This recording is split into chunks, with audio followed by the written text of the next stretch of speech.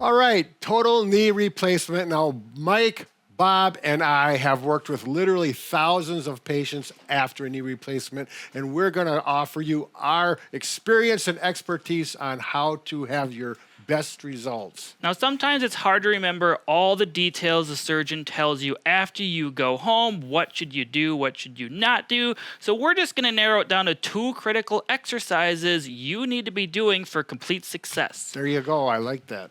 Now, this information is even more critical these days, as it is common that you may only stay in the hospital for 1 day or 1 night after the surgery versus 3 days years ago. So let's get to it, Mike. What other really important thing do you need to know? It's important to make sure you stay on top of your pain medications after you leave, because if you're in more pain, you're less likely to do exercises that need to be done. So make sure your pain is manageable and don't try to tough it out. Right. If there's any problems with it, make sure you call your doctor, talk to the doctor or the doctor's nurse to get things on track. It's very critical.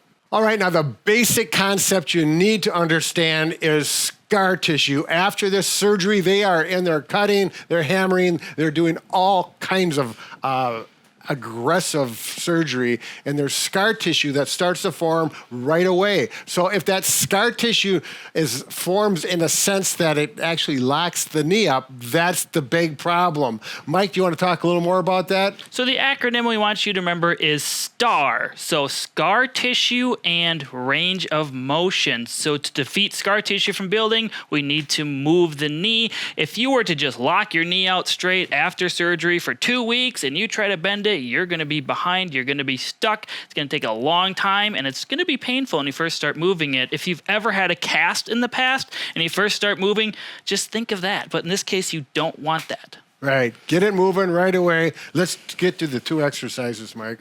Okay, the first thing you need to address is knee flexion or bending the knee. You can do this in bed depending on how you have your bed set up. Now, if you try to go back and forth like Mike is doing, it's going to be difficult because the heel tends to stick and slide on the sheets. So you can try this and see if it works. If you got a helper with you, it'll probably work on the sheet. You'll simply put, this represents the bed sheet. You simply put a cookie pan down that's nice and smooth. A cake pan. A cake pan, cookie pan, and then you simply slide it back. If there's someone to help, you can actually push a little bit. The person with the bad knee is going to tell you when to stop. Listen to them. Okay, the other thing you can use is a belt. Okay, with the belt, the person with the surgery is in complete control, and that oftentimes goes much better. They're more relaxed. Make sure you breathe and relax as much as you can, even though there's pain involved. Now, there is a device that works much better than this, and that's called the knee glide, and you'll see why. Mike, can you lift your leg up? This is not necessary to do range of motion in bed. Some people find it very helpful, depending on how hard it is to get out of bed. But you use the knee glide. Can you lift your leg up? And you can see it slides back and forth. Very nice. You can put it on the bed, put your heel on there, and it's much easier, isn't it, Mike? Mm-hmm. Yes, yes. Now, the heel might need a little cushion. You simply take a towel, put that on there. That's helpful, and work it back and forth. You can also use your other leg to help if you don't have a belt handy and you're comfortable doing this. Good point, Mike. Excellent, excellent, excellent. Now, as you get better, this will not be needed. You'll do all your range in a chair. Now, if you're in a chair, you want a firm chair that has an open spot here, so recliner will not work. And then you'll use your cookie pan on carpet, not on a hard floor. It just won't work so well. And you can do this barefoot or with your shoe on, whatever works, and it slides back and forth very good. Again, like Mike mentioned, your other foot can go here. Pull, pull, pull. You can help with this hand. Stretch that knee and get that scar tissue to break loose. It's going to be a little uncomfortable or you're not going hard enough. Back and forth, back and forth. Now, the knee glide is an option. And there's some big advantages to it. For one thing, it slides back and forth better. It's on a track, so it doesn't have a tendency to go off track.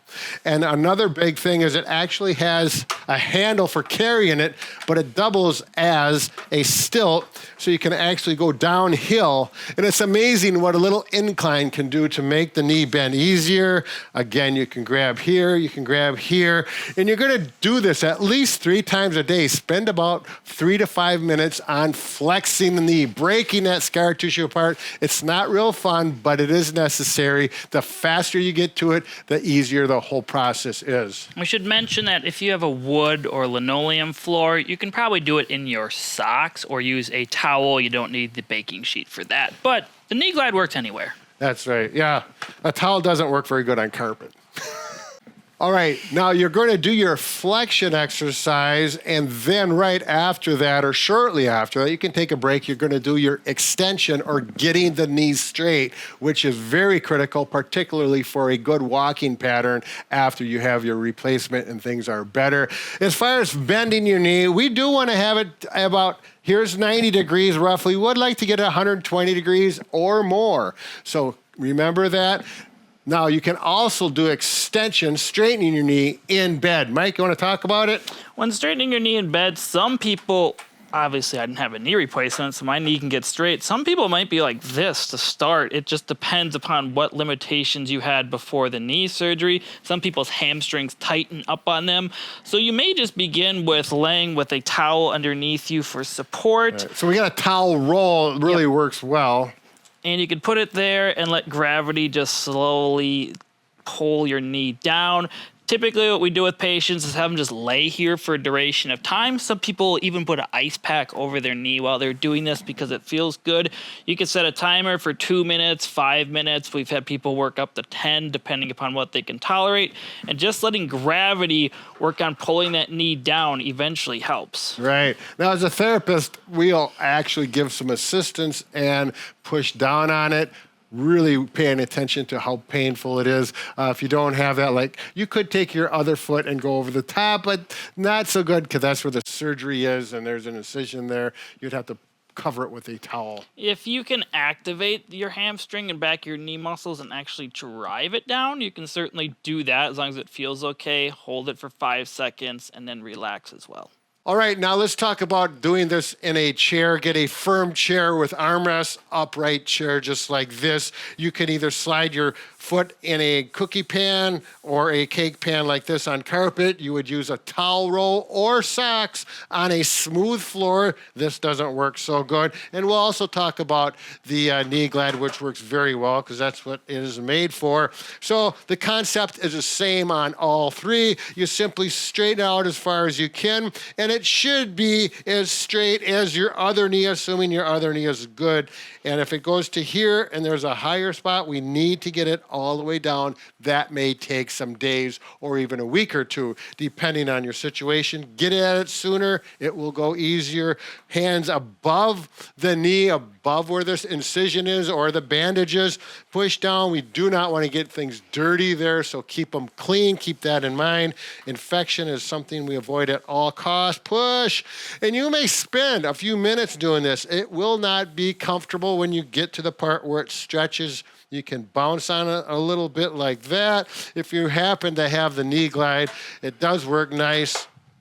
It's a little smoother.